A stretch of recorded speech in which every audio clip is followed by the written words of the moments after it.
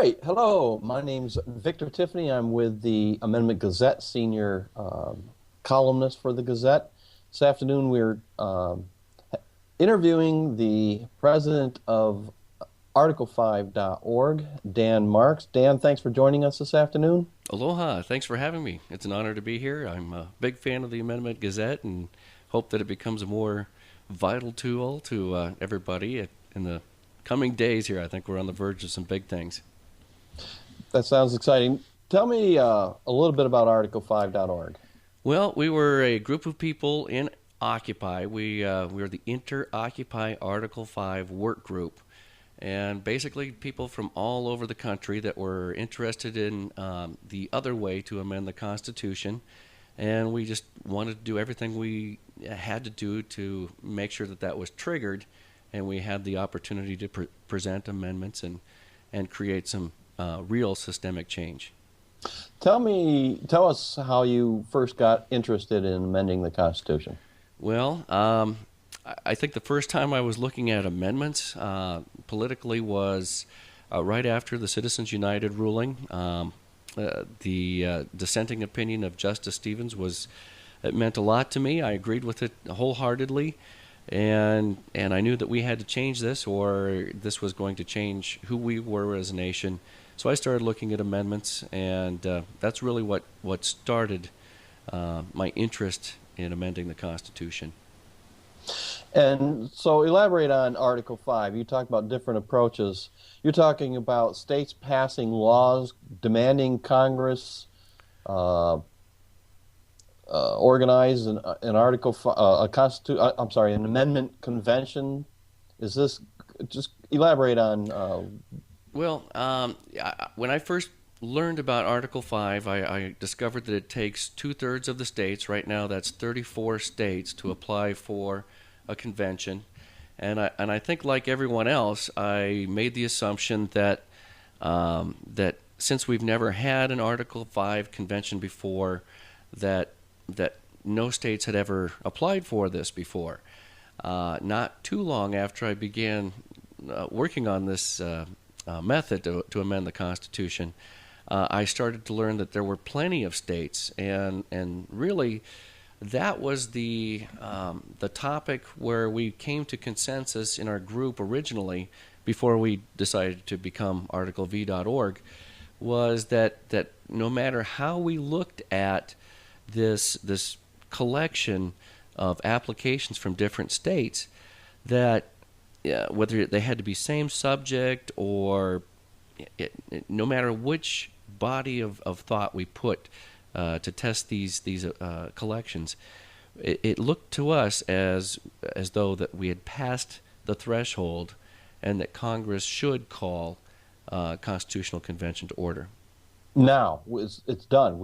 There's been enough states calling for a convention at this point. We just had to count them and acknowledge them, and we really couldn't understand why Congress wasn't calling it. And why isn't Congress calling it? Well, we just discovered this last year in a report from the Congressional Research Service that they had never given themselves any rules to permit the counting, the tabulation. They never assigned the duty to any other entity. They had actually tried 22 times during the 1970s to establish these rules, and each time it failed. So reading this report, I put in a formal request by instruction of Thomas Wickham, the House parliamentarian, at his instruction to the Clerk of House of Representatives, requesting this official tabulation. I turned in 42 states with standing legal applications for them to verify, and they could not do that. So they have forwarded it to the House Judiciary Committee for review, and that's where we're at right now. Have you contacted any member of the House or the Senate personally? I did send the copy of the original request to my congressperson, Tulsi Gabbard, of Hawaii 2nd District. Okay. So I want to frame a question, and it's going to take a little bit of time. There are three approaches we could take toward amending the Constitution going down two different paths. And I'm going to use in the analogy of hammer size. The approach being supported by the Amendment Gazette is the ball-peen hammer, fairly small, precise, using the path that's been true and tried in the past before, asking two-thirds of each house to pass a specific amendment, and then, assuming that eventually comes out of Congress, going for three-quarters of the states, the ball-peen hammer. And then there's the nail and claw hammer, a little bit bigger, where states do, again, what you're talking about, passing not resolutions to Congress, but laws, telling Congress that they must amend the Constitution along these specific lines, or else they will call a constitutional or an amendment convention, the nail and claw hammer. And then there's the sledgehammer, the Article 5 approach that you're taking, where you've already got the states on a variety of amendment requests calling for a constitutional or an amendment convention, and that proceeds without any mandate as to what kind of language, what kind of amendment, other than the fact that they are to call for an amendment convention to create amendments or an amendment to forward to the states. So let's assume, because 40-some states have already done this, and let's assume someone in the House and someone in the Senate understands this, moves the ball forward, and we have a constitutional convention in 2014, 2015, ahead of any grassroots efforts using the ball-peen hammer. So two scenarios coming out of a possible amendment convention. Clearly, delegates, which are going to be selected by elections. That's a correct statement? Correct. So there's going to be delegates that are to the left and delegates that are to the right. Let's just simplify it in one of my two scenarios. One is amendment comes out of that convention that is a compromise between two arguments. One argument is that corporations should not have the rights that have been granted to them by the Supreme Court for the last 124 years. So we take the rights away from corporations, and the compromise in the same amendment, Section 1 is take the rights away from corporations. Section 2 is give those rights to unborn humans. All right, so you come out of a constitutional convention with an amendment that virtually everybody hates. And right. Therefore, it doesn't get ratified. Scenario 2. The delegates, like the framers of our Constitution, who were supposed to amend the Articles of help me here, the Articles of Confederation, thank you, ignored their mandate and just started over again and worked with Madison's framework and hammered out a compromise and created a whole new Constitution. So let's assume these delegates ignore their mandate, put together this ingenious new form of government. Maybe they throw out Congress, bring in parliament system that has a broader base of political views rather than just Republicans and Democrats. You can actually get Greens elected. You can get Libertarians elected, Constitutional Party elected, a broader representation. No constitutional rights, money's not speech, just an absolutely brilliant but radically different Constitution. And even as brilliant as you and I might consider such a whole new Constitution, it too gets rejected just because it's so different, just because it's so European-like. Americans Right. reject it because it's not American. All right, so Sure. they, again, goes through the ratification process, all the effort involved behind that, all the money that gets poured in on both sides in support or in opposition to this convention. So now we have two scenarios using the jackhammer, and it blows up. it doesn't get ratified. Neither the amendment gets ratified because it's not self-contradicting, but it's just disliked by too many people, or a brilliant new constitution gets rejected just because people don't want anything that radically new. Mm-hmm. So we've gone through this entire process. It might take 2, 3, 4 years, maybe longer, with ratification being the way it is, and it fails. So now we have because of the frustrations and the burnout and the effort involved with going through that process that fails, we've lost a generation of time. And what that means, Dan, mm-hmm. is that the entire movement, people like me, people in Move to Amend, people in Public Citizen, people in Common Cause, everybody would be blaming somebody for this failure for using a jackhammer when we need to use a ball-peen hammer, and that person would be you. It's Sure. a possible future. Sure. It's a possible scenario. Absolutely. Speak to that. Well, I think, first of all, your first scenario is absolutely right. I don't disagree with you there. But by and large, the situation that you're describing is exactly what we've been going through for the last few years with Congress.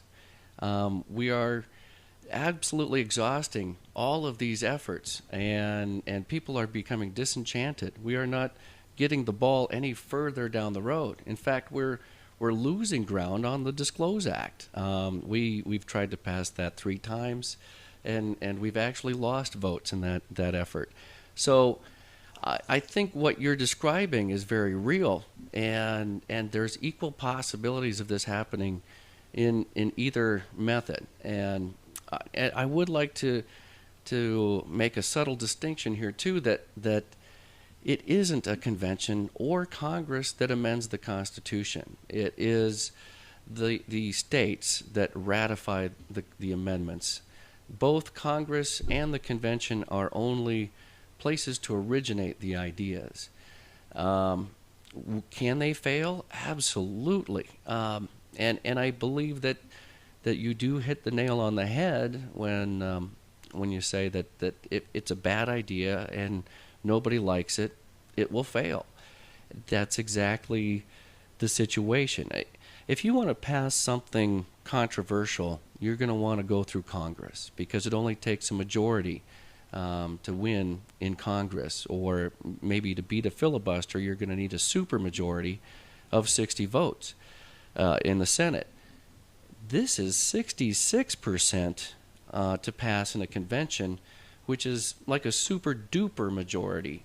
And then again, since they're only ideas, they get considered by states. And once again, too, the Congress does have the ability to instruct these amendments get ratified by state legislatures or state conventions. And I think when we're talking about Citizens United, the very nature of this kind of amendment would lend itself to ratification by convention rather than through state legislatures. People who have already been describe bought how off. delegates to those state conventions would be selected. Each state has a different method to nominate and elect their delegates. I couldn't tell you exactly how each state would do that. So some states will be elected, and in this Citizens United world, you're likely to get delegates to these conventions as opposed to state legislative ratification. If it goes the route of ratification conventions with elections, you could easily fill the convention with representatives of ExxonMobil, Koch Industries, on and on, which will basically also cause the failure. I'm trying to make a conservative case against either a ratification convention or an amendment convention. That you're opening. Not only are you possibly opening Pandora's box by delegates, ignoring their mandate, but you're also, by going ratification convention, opening the door much wider to lack of ratification, to be turned down because of the election process in the Citizens United environment. Well, you're right, and I think that what you're basically saying is we can't trust the election process at any point for anything to get anything done, and at some point we do. We have to trust democracy at some point. We're So going if to that's have the to. case, if I can just interrupt you, if that's the case, why not go through the process in the next 2, 3, 4 election cycles of trying to get a Congress in place? And again, this is a nonpartisan thing. We're not talking about getting Democrats in place or Republicans in place or Green Party people in place, but rather congresspersons who support an amendment in place, no matter what party they belong to.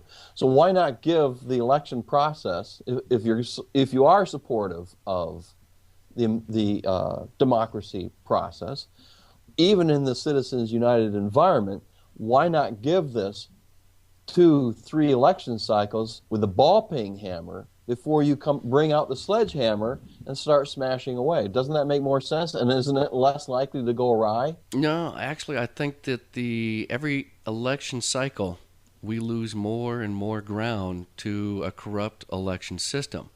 I don't think we have the luxury of time. I don't think we have 20 years to sort this out by getting the right justices or the right congressman.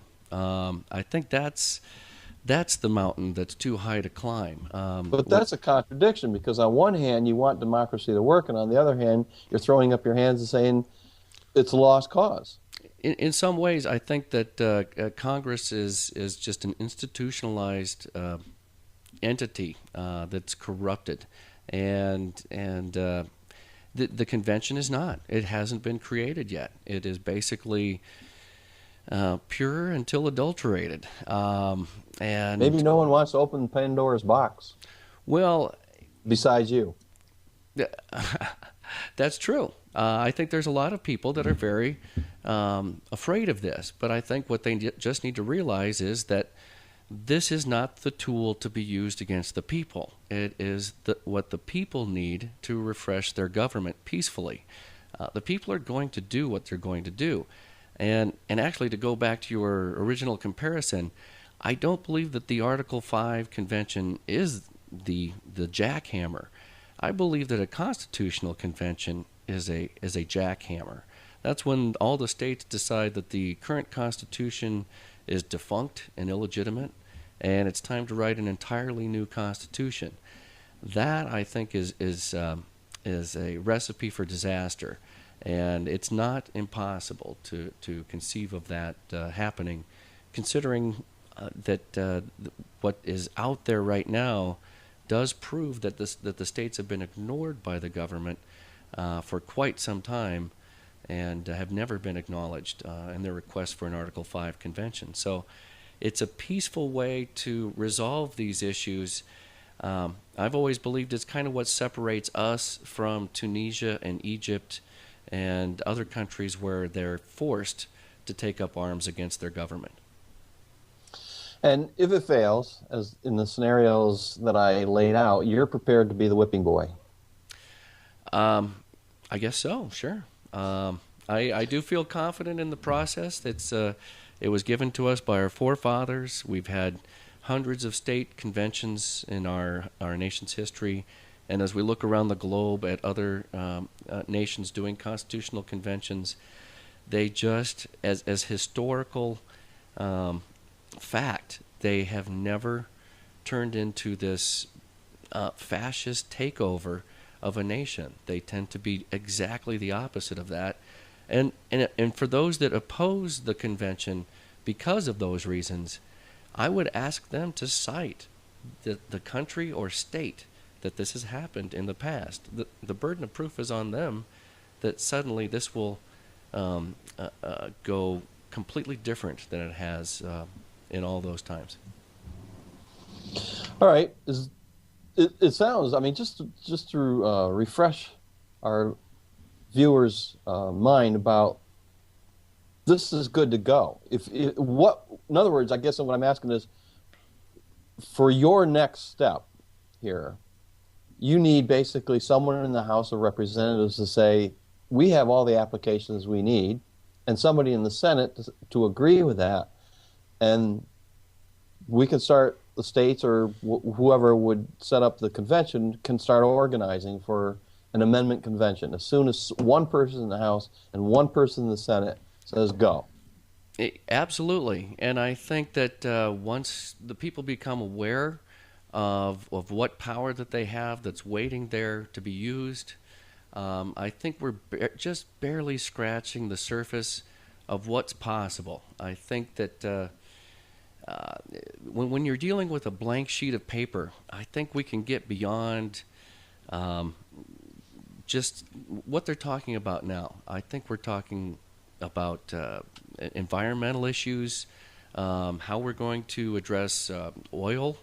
I mean, there's quite a bit going on there. We can talk about prohibition of marijuana.